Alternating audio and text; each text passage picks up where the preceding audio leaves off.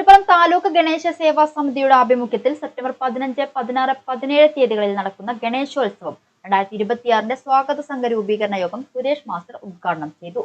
ഒറ്റപ്പാലം വ്യാപാര ഭവൻ ഹാളിൽ ചേർന്ന യോഗത്തിൽ ഗണേശോത്സവത്തിന്റെ വിജയകരമായ നടത്തിപ്പിനായി വിപുലമായ സ്വാഗത സംഘം രൂപീകരിച്ചു.